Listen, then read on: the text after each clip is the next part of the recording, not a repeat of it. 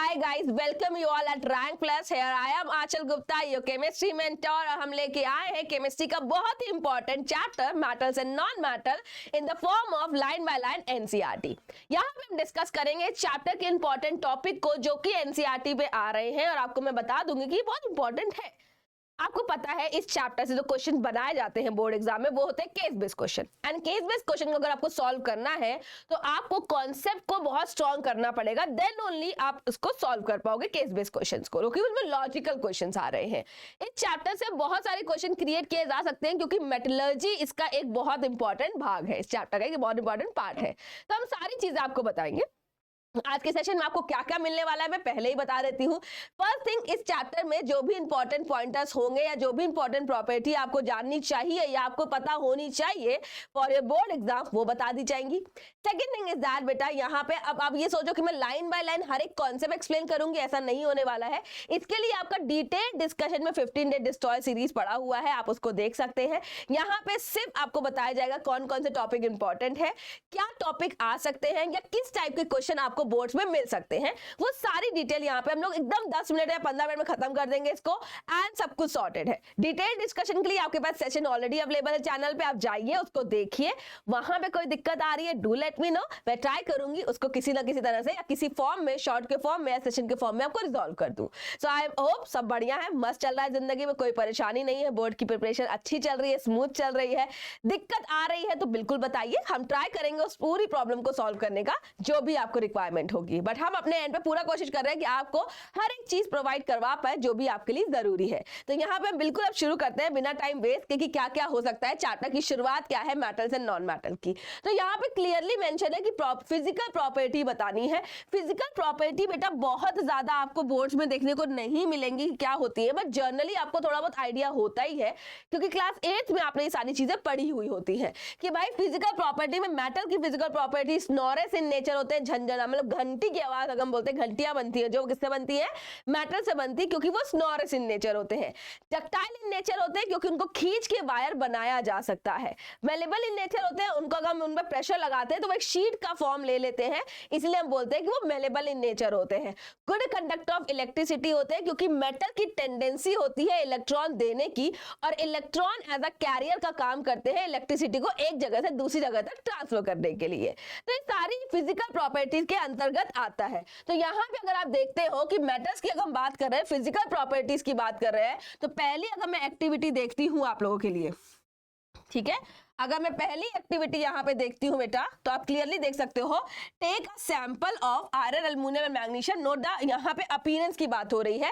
जो मेटल होते हैं वो शाइनी अपीयरेंस रखते हैं, लस्टीरियस इन नेचर होते हैं, लस्टर होता है उनमें। एंड यहाँ पे क्या है, अगर उनको रब किया जाए सैंड पेपर से, क्यों, क्योंकि उनपे ऑक्साइड का फॉर्मेशन हो जाता है सरफेस पे, तो उनको रब किया जाता है तो वो क्या होता है, ऑक्साइड की जो लेयर होती है वो हट जाती है, ये रीजन होता है। सेकेंड अगर एक्टिविटी देखते हैं कि इन्होंने क्या किया है, इन्होंने छोटा छोटा लिया है मेटल और उसको क्या किया, नाइफ से कट किया है। आपको पता है जो सॉफ्ट मेटल्स होते हैं, हमें पता है metals are hard in nature, तभी उनको खींच के वायर बनाया जा सकता है, लेकिन कुछ मेटल सॉफ्ट इन नेचर भी होते हैं, जैसे कि आप बोल सकते हो सोडियम, जिनको हम नाइफ से कट कर सकते हैं, तो एक्सेप्शन पार्ट होता है ये। तो यहाँ पे वही चीज मेंशन है, नथिंग एल्स, कुछ भी अलग मेंशन नहीं है। ये सोडियम को केरोसिन में रखा जाता है क्योंकि सोडियम बहुत ज्यादा रिएक्टिव मेटल होता है, दैट्स व्हाई। तो यहाँ पे उसके अलावा हम देखते हैं कि भाई पीस लिया है जिंक का, लेड का एंड कॉपर का, उसमें क्या किया है, मेटल का एक ब्लॉक है, एनी लाइक जो भी है उसमें से एक लिया गया है एंड उनको हैमर से डाला गया है। तो यहाँ पे आपको क्लियरली बताया जा रहा है कि मेलेबल इन नेचर होते हैं आपके मेटल्स। एंड यहाँ पे क्या है, इनसे क्या किया, वायर बनाया जाए, they are ductile in nature, they are ductile in nature. ये सारी चीजें यहाँ पे आपको क्लियरली बताई जा रही थी कि डक्टिलिटी क्या होती है, ये क्लियरली यहाँ पे मेंशन है। ओके, अब हम यहाँ पे बात कर रहे हैं कि भाई कंडक्टिविटी। तो यहाँ पे हमने क्या किया है, मेटल को हीट किया है। जब भी आप घर में खाना बना रहे होते हो, मैगी बना रहे हो, स्पून अगर आप उसमें छोड़ दिया है आपने, गर्म हो रहा है आपका जो भी बर्तन है, तो क्या होता है कि स्पून भी गर्म हो जाती है क्योंकि वो कंडक्ट कर रहे हैं आपकी हीट को, तो इसलिए हीट कंडक्ट हो रही है यहाँ पे। तो यहाँ पे एक्टिविटी बेटा को क्लियरली विजिबिलिटी देती है कि भैया कंडक्टर भी होते हैं, मेटल जो होते हैं वो कंडक्टर्स भी होते हैं, गुड कंडक्टर ऑफ हीट होते हैं एंड उनका हाई मेल्टिंग पॉइंट होता है। इसीलिए बेटा उनसे क्या बनाए जाते हैं, आपके यूटेंसिल्स बनाए जाते हैं, क्योंकि बर्तन में हम खाना बना रहे होते हैं और अगर उनका मेल्टिंग पॉइंट लो होगा तो बर्तन ही मेल्ट हो जाएगा खाना बनने से पहले ही, इसीलिए हाई मेल्टिंग पॉइंट होना जरूरी है। अब मेटल क्या कंडक्ट कर पाते हैं इलेक्ट्रिसिटी? यस कर पाते हैं। क्यों कर पाते हैं? क्योंकि वो इलेक्ट्रॉन उनको देने की टेंडेंसी होती है और इलेक्ट्रॉन अगर बाहर है तो वो इलेक्ट्रिसिटी को पास करवा देता है। यहां से क्वेश्चन किस तरह के आता है बेटा? इस तरह का आता है, ठीक है। वो एक सर्किट बना देंगे, एक सर्किट क्रिएट कर देंगे और बोल देंगे कि जो बल्ब है वो ग्लो करेगा। कुछ क्वेश्चन होता है कि बल्ब विल ग्लो और कुछ क्वेश्चन बनाते हैं बल्ब विल नॉट ग्लो। तो उस केस सिनेरियो में आपको देखना होता है कि जो भी उन्होंने इलेक्ट्रोलाइट भरा हुआ है क्या उसमें आयन प्रेजेंट है, क्या उसमें इलेक्ट्रॉन्स प्रेजेंट है। अगर है तो बल्ब जो है वो ग्लो करेगा, अगर नहीं है तो बल्ब विल नॉट ग्लो, क्योंकि कंडक्टिविटी वहां पे नहीं शो होगी, राइट, कंडक्शन नहीं होगा। तो यहां से क्वेश्चन आपका आता है बेटा, ठीक है, यहां से क्वेश्चन आता है। तो उसको ध्यान रखना इस चीज को कि इलेक्ट्रिसिटी जो कंडक्ट हो रही है वो इलेक्ट्रॉन या आयन की हेल्प से होती है। तो अगर वो प्रेजेंट है तो कंडक्टिविटी शो होगी, वरना नहीं होगी, राइट। इलेक्ट्रिसिटी की कंडक्टिविटी की बात कर रहे हैं, हीट की नहीं बात की है मैंने। हीट वाइब्रेशन की हेल्प से होता है। अब नॉन मैटर की बात करते हैं तो नॉन मैटर की जो प्रॉपर्टी होती है वो मोस्टली अपोजिट होती है आपकी मेटल से।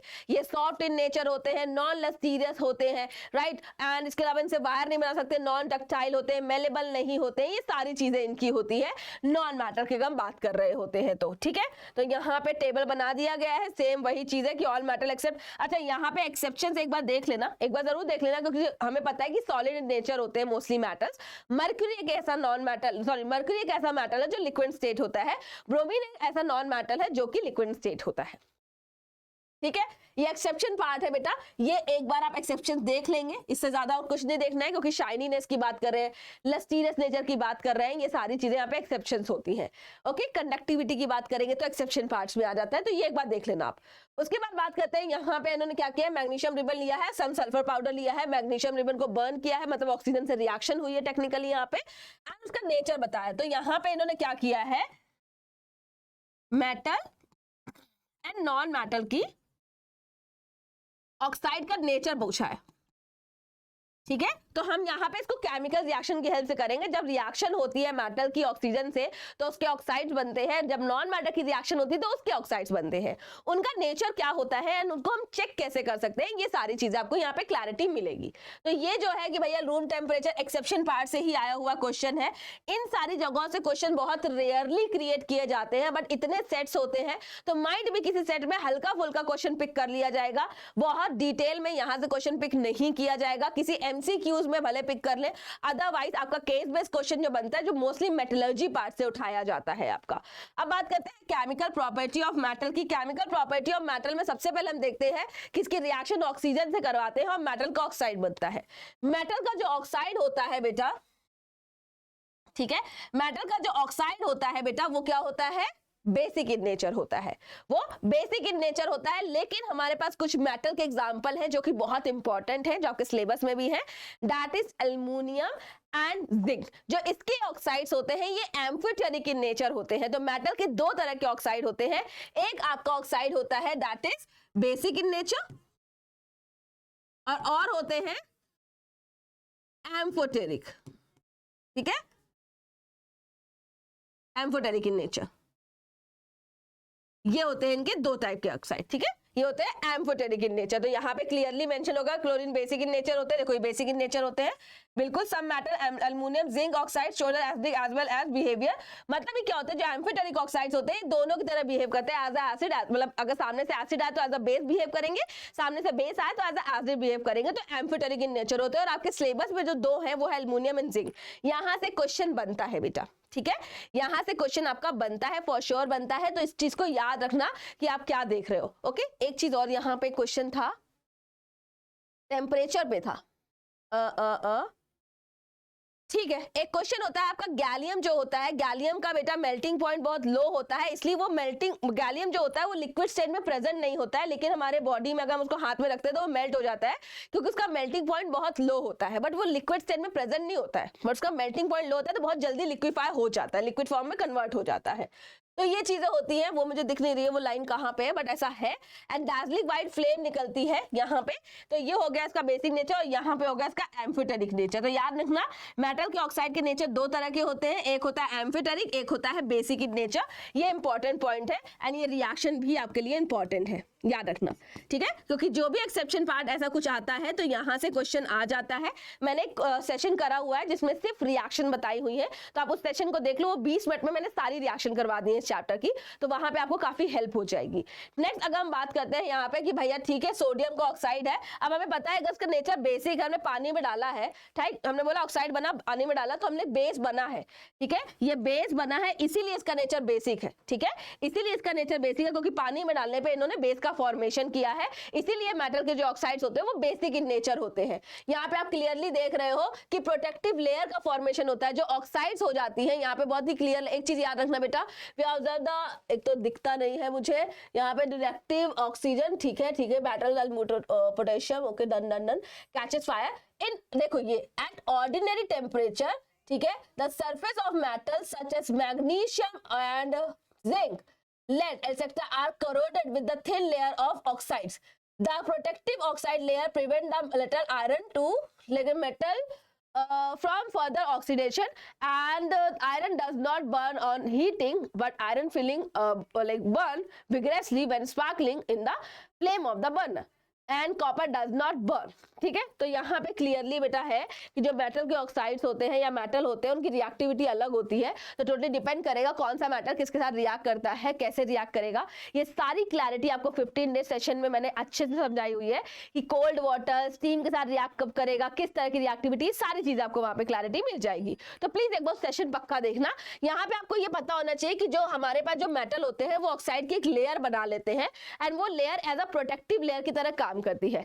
आयरन के केस में वो प्रोटेक्टिव लेयर नहीं होती है, आयरन के केस में वो लेयर क्या होती है, वो चिपकी हुई नहीं रहती, वो निकल जाती है। इसलिए वहां पे क्या होता है, थोड़े टाइम के बाद जो लेयर गिरती जाती है तो मेटल में क्या होता है, आयरन में एक होल बन जाता है। तो मेटल में जो जंग लग रही हुई है, आयरन में जो जंग लग रही है वो उसके लिए नुकसानदायक है, लेकिन अदर मेटल्स के लिए वो एज अ प्रोटेक्टिव लेयर का भी काम करती है, वो नेक्स्ट लेयर को सेव करती है कोरोड होने से। ओके, तो यहाँ पे इसका ऐसा कुछ नहीं होता है। After performing observe sodium is the most reactive metal, हमें पता है मेटल बहुत मोर रिएक्टिव होता है। What happened when a metal react with water, देखो ये जब केमिकल प्रॉपर्टीज पढ़ रहे हैं बेटा, इनकी हेल्प से ही रिएक्टिविटी सीरीज बनाई गई थी। हमें ये नहीं पता था, अब हमारे पास रिएक्टिविटी सीरीज है, उसके बेस पे हम जज कर लेते हैं कि ये इसलिए रिएक्ट कर रहा है गर्म पानी से, ये इसलिए रिएक्ट कर रहा है स्टीम से, या ये इसलिए रिएक्ट कर रहा है कोल्ड वाटर से। उस टाइम पर रिएक्टिविटी सीरीज नहीं थी, तो इन रिएक्शन की हेल्प से ही हमने वो सीरीज को बनाया था। तो ये चीज बहुत क्लैरिटी आपको होनी चाहिए कि ये जो हम केमिकल प्रॉपर्टी पढ़ रहे हैं ये पहले की गई थी, केमिकल जो आपकी रिएक्टिविटी सीरीज है उसको बनाने से पहले। तो यहाँ पे पानी से जब रिएक्ट करवाया गया था तो हमें पता था कि जब पानी से रिएक्ट करता है मेटल तो मेटल ऑक्साइड हाइड्रोजन गैस निकालता है। हाइड्रोजन गैस हल्की होने की वजह से ऊपर जाके यहाँ पे कलेक्ट हो जाती है।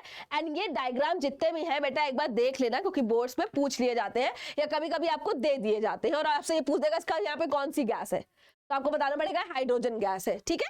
तो यहाँ पे आपका पोटेशियम एंड सोडियम को रिएक्ट किया गया। एक चीज याद रखना, ये कोल्ड वाटर से रिएक्ट करते हैं, ठीक है, और रिएक्शन बहुत एक्सोथर्मिक होती है। तो एक्सोथर्मिक होने की वजह से ये जो हाइड्रोजन है ये जलने लग जाती है, इसीलिए ये क्या होती है, बहुत ही वायलेंटली हम बोल सकते हैं रिएक्ट करते हैं। सेम कैल्शियम की बात करते हैं, कैल्शियम भी रिएक्टिव मेटल है, हाइड्रोजन गैस निकालता है और एक्सोथर्मिक होता है, लेकिन इसके सिनेरियो में इतनी ज्यादा एनर्जी नहीं प्रोड्यूस हो पाती है कि वो हाइड्रोजन को जलाने में हेल्प कर पाए।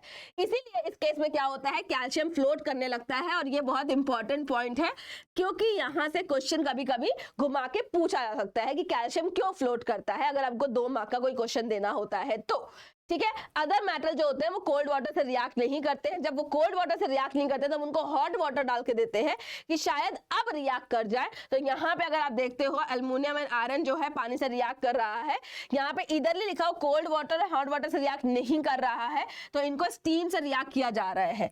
या तो वो कोल्ड वाटर से रिएक्ट करेगा, या वो हॉट वाटर से रिएक्ट करेगा, या वो नॉर्मल वाटर से रिएक्ट करेगा, या वो फिर स्टीम से रिएक्ट करेगा। तो यहाँ पे क्या दिया जा रहा है, स्टीम दी जा रही है, यहाँ पे कोल्ड वाटर दिया गया, यहाँ पे स्टीम दी गई है क्योंकि नॉर्मल पानी से या कोल्ड वाटर से वो रिएक्ट नहीं कर पा रहे हैं, तो ये क्लैरिटी आपको होनी चाहिए। और जो other metal lead copper silver ये तो स्टीम से भी रिएक्ट नहीं करेंगे, तो पानी के किसी भी फॉर्म से वो रिएक्ट नहीं करेंगे। ओके, अब यहाँ पे बात होती है अगर एसिड से रिएक्ट करवाई जा रही है, यहाँ पे एक बहुत इंपॉर्टेंट क्वेश्चन आता है, एक मैं बता रही हूँ, पहले ये देख लो, अगर इसने रिएक्ट किया है तो सॉल्ट बनाया और हाइड्रोजन गैस बनाई है, ये क्लैरिटी होनी चाहिए। जब क्वेश्चन आ रहा होता है आपका केस बेस्ड क्वेश्चन, तो वहां पे एक्स वाई जेड और रिएक्शन पूछ देते हैं कि इससे रिएक्ट करेगा तो ये बन रहा है, अब बताओ एक्स क्या है, तो आपको वहां पे इसकी हेल्प लगेगी, इन रिएक्शन की हेल्प लगेगी, तो इनको करना है अच्छे से, छोड़ना नहीं है। अब हमें कैसे पता चलेगा कि कौन सा मैटर कितनी जल्दी रिएक्ट कर रहा है, तो जब हाइड्रोजन गैस बनती है तो बबल्स बनाते हुए निकलती है, तो जितनी ज्यादा हीट एनर्जी निकलेगी, मतलब जितनी ज्यादा एनर्जी एग्जिस्ट करेगी, एग्जिट करेगी, और जितने ज्यादा जल्दी बबल्स बनेंगे, जितने ज्यादा बबल्स बनेंगे वो हमें क्लैरिटी देंगे रेट ऑफ रिएक्शन की। तो यहाँ पे वही रेट ऑफ रिएक्शन की हमको क्लैरिटी मिलती है। ओके, तो यहाँ पे अगर हम देखते हैं, आगे देखते हैं कि भाई यहाँ पे क्या लिखा हुआ है, okay, and put the sample separately in test tube. यहाँ पे इसके बेस से ही हेल्प होती है कि भैया कितनी डिक्रीजिंग और इंक्रीजिंग अरेंज करते हैं, किसके बेसिस पे, कि कितने बबल्स बन रहे हैं और कितनी ज्यादा हीट जनरेट हो रही है जब रिएक्शन प्रोसीड हो रही है। ठीक है, तो उसके बाद एक चीज, हाँ, नाइट्रिक एसिड, हमें पता है हाइड्रोजन गैस बनती है, लेकिन नाइट्रिक एसिड का इस्तेमाल नहीं यहाँ पे दिखाया गया है। यहाँ पे डाइल्यूट नाइट्रिक एसिड डालते हैं तो जो ऑक्सीडाइजिंग एजेंट होने की वजह से वो हाइड्रोजन को क्या करती है, पानी में कन्वर्ट कर देती है, तो ये रिएक्शन प्रोसीड नहीं हो पाती है। और ये रहा आपका, ये आपको देखना है, ठीक है, रिएक्टिविटी पानी के हेल्प से हुई है। ये रॉयल वाटर है, रॉयल वाटर का मतलब होता है एक्वा रीजिया, इसका परसेंटेज कितना होता है याद रखना, 3:1 में होता है concentrated hydrochloric acid and concentrated nitric acid.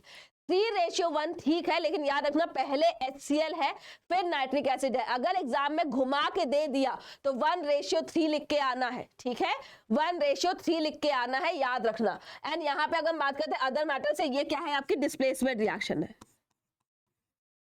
ये क्या है, आपकी डिस्प्लेसमेंट रिएक्शन है, ठीक है, ये आपके डिस्प्लेसमेंट रिएक्शन है, याद रखना। जब ज्यादा रिएक्टिव मैटर से रिएक्ट करता है तो लेस रिएक्टिव मैटर को उसके सॉल्ट से डिस्प्लेस कर देता है एंड वहां पे आपका नया सॉल्ट बन जाता है, and that is called displacement reaction. हमने पहले चैप्टर में पढ़ी भी हुई है। सेम इसीलिए कलर चेंज होता है, ये आपसे पूछा जा सकता है कलर चेंज का एग्जाम्पल देके कि कलर चेंज हो रहा है तो कौन सी रिएक्शन हो रही है, ये कौन सा कंपाउंड बन रहा है, एक्स कंपाउंड में वाई कंपाउंड डाला है, कलर चेंज होके ये बन गया है, तो इस टाइप के क्वेश्चन क्रिएट हो जाते हैं। अब हमारे पास फाइनली रिएक्टिविटी सीरीज आ गई है, इंक्रीजिंग हम बोल सकते हैं, डिक्रीजिंग ऑर्डर में रिएक्टिविटी में हमने इसको अरेंज कर दिया है, तो ये रिएक्टिविटी सीरीज याद होनी चाहिए, otherwise you would not able to solve the displacement reaction question. Displacement reaction का क्वेश्चन आप सॉल्व नहीं कर पाओगे अगर आपको रिएक्टिविटी सीरीज नहीं पता होगी, एंड उससे बहुत सारी रिएक्शंस में आपको प्रॉब्लम हो जाएगी। तो please make sure reactivity series आपको याद हो। How matter and non matter react, मॉर्टल and non matter कैसे रिएक्ट करते हैं। मैटर की टेंडेंसी होती है इलेक्ट्रॉन देने की, नॉन मैटर की टेंडेंसी होती है इलेक्ट्रॉन लेने की, तो वो इस तरह से कंबाइन करके आयनिक कंपाउंड बनाते हैं, आयनिक बॉन्ड बनाते हैं और कंबाइन हो जाते हैं। ठीक है, तो यहाँ पे अगर मैं देख लूं, एक मिनट रुक जाओ, इंक्रीज कैरोसिन ऑयल, आपको पता है कैरोसिन में से डालते हैं क्योंकि बहुत रिएक्टिव होता है, तो उसकी रिएक्टिविटी रोकने के लिए हम लोग डालते हैं।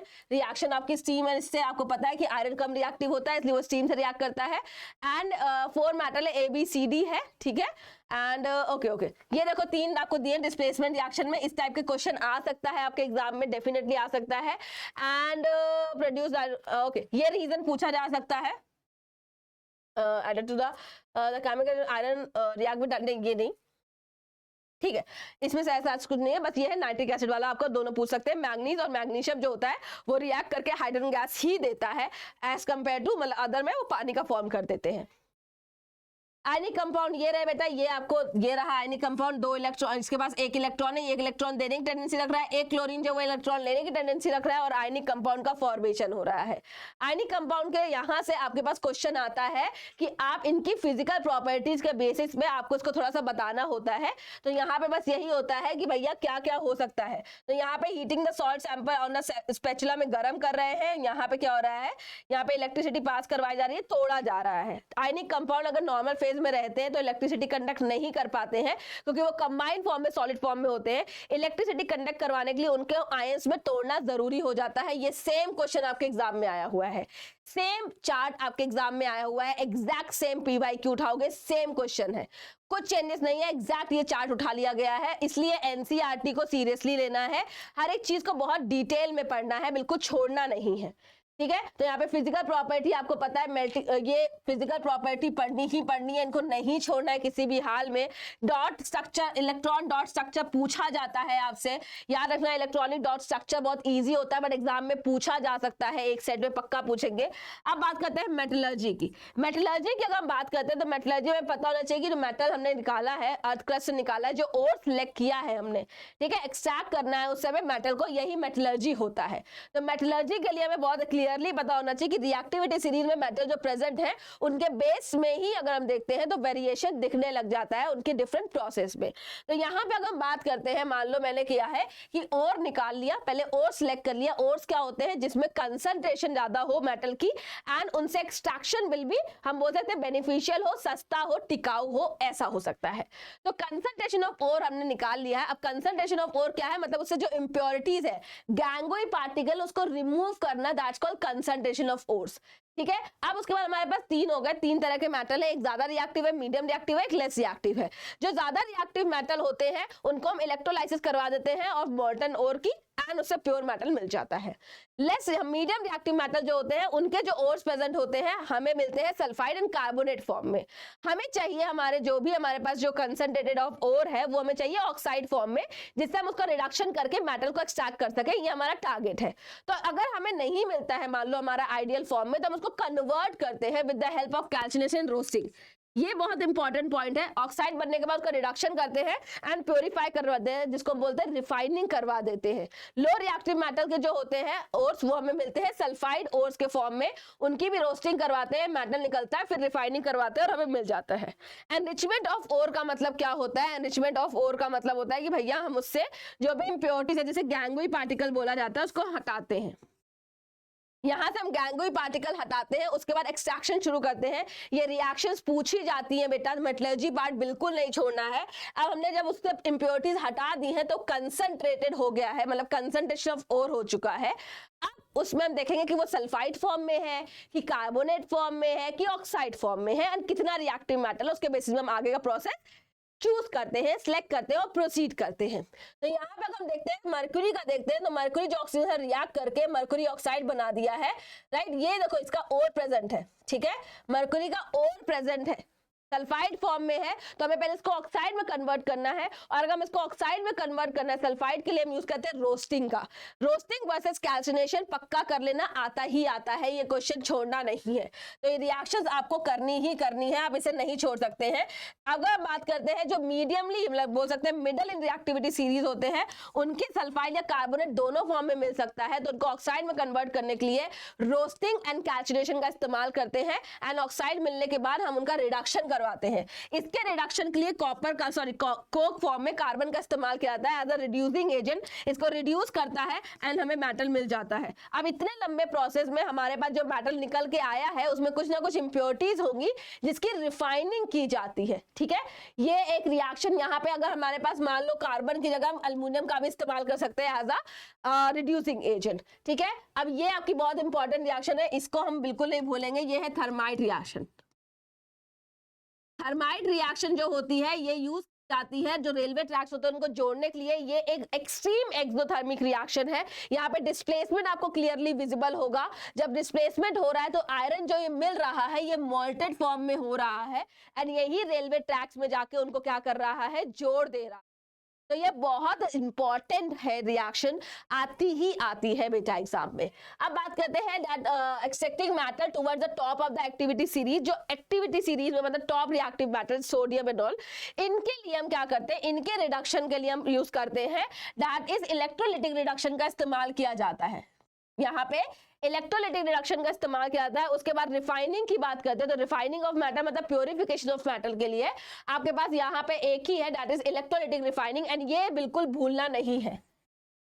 ये बहुत इंपॉर्टेंट है बेटा। यहाँ पे क्या होता है, जो मोर रिएक्टिव मेटल मतलब बेसिकली यहाँ पे क्या होता है, जो प्योर फॉर्म होता है उसकी पतली इलेक्ट्रोड लेते हैं, एक की मोटी इलेक्ट्रोड लेते हैं। जो इम्प्योर होता है वो टूटता जाता है एंड वो कलेक्ट हो जाता है दूसरी लेयर पे और वो थिक होती जाती है, और जो इम्प्योर वाली जो होती है इलेक्ट्रोड होती है वो थिन होती जाती है। ये आता ही आता है। कोरोजन से क्वेश्चन आएगा ही आएगा आपका कि आपके सिल्वर का कोरोजन, आयरन का कोरोजन, कॉपर का कोरोजन, इनकी तीनों की रिएक्शन आपको करनी है। ठीक है, तीनों की रिएक्शन आपको करनी है, पक्का ही पूछी जाएगी, हर हाल में पूछी जाएगी। और कैसे इसको प्रिवेंट करते हैं, ऑयलिंग, ग्रीसिंग, अलॉइंग की हेल्प से।